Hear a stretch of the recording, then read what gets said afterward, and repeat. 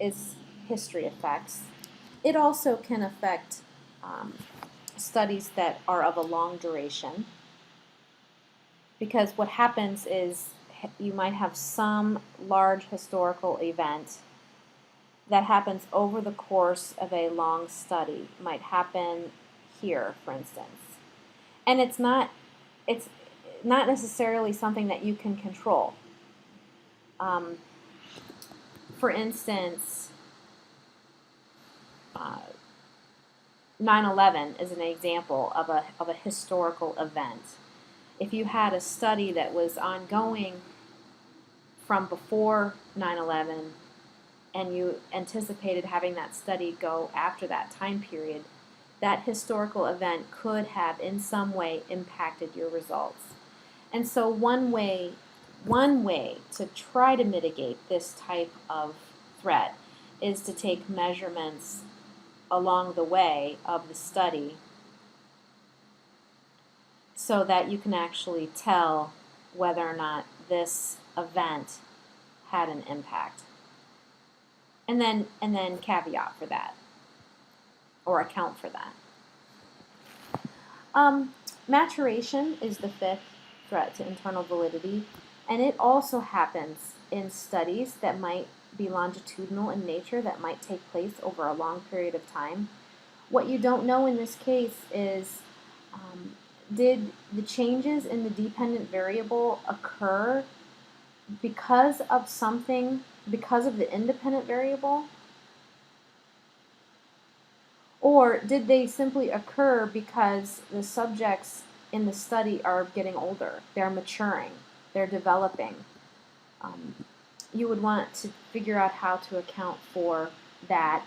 And another way to mitigate that is, like in history effects, is to take measurements on the dependent variable along the way at several different points in the analysis. The sixth threat to internal validity is instrumentation. Instrumentation has, as we talked about when we talked about measurement, is related to the procedures for collecting data. And we talked about those procedures needing to be well documented in order for other researchers to be able to replicate. And that way we can attempt to mitigate any of the threat to internal validity that might be due to collector bias, our bias in collecting the data.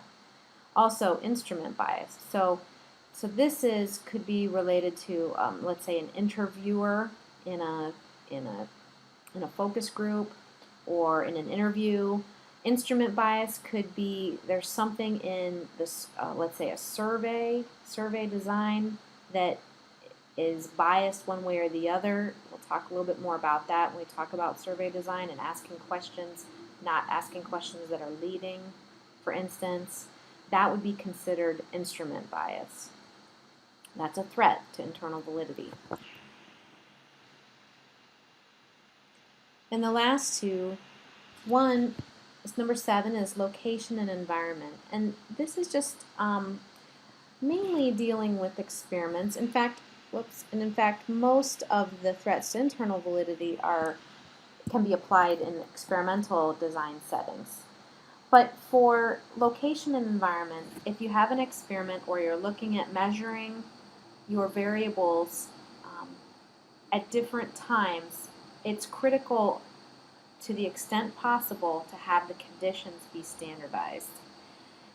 If they are, then you know that there aren't extenuating circumstances because of a location that might impact variance in your dependent variable. For instance, if you want to look at how two different teaching methods impact student success in a course, and success in the course is related to some sort of test score, you don't want to test the first set of students that were taught by one teaching method let's say in a dark classroom um, with complete silence, and then have the second group take their test outside in the blue sky, under a tree, sitting in the grass. That's what I mean about standardizing the conditions as data are being collected. The eighth threat to internal validity is related to testing. This is the pre-test, post-test threat. It's the problem related to subjects remembering being tested. That could actually bias the results. They could actually remember items from a pre-test that are repeated on a post-test. That could bias the results. What you don't know in that case is, are the results on the post-test related to the fact that they remembered the answer from the pre-test or the question from the pre-test, or is it related to some, let's say, learning delivery modality that you're actually trying to find whether or not that impacted success on the test? You wouldn't be able to do that. You wouldn't be able to do that with this threat to internal validity. So these threats to internal validity are just things that need to be controlled for, if possible. You need to be aware of them, and they can crop up in different research designs. Mainly they could be related to experimental design, because that's the design in which the researcher has the most control over the research. There are several ways we can mitigate these threats. Let's talk about what those are. First of all, having a robust sampling method is one way to mitigate threats.